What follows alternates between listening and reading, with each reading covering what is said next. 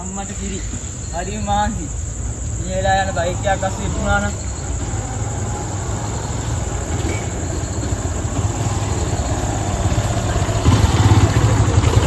අම්මට මොකක්ද හොයන්නේ? හොයන්නේ? ටවුන් එක පොඩ්ඩක් යන්න.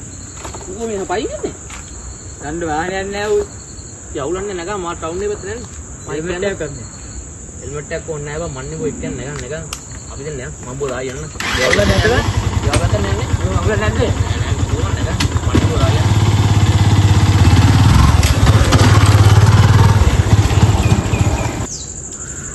ටවුන් එක පැත්තට යන බයික් එකක් තියනවා නම්.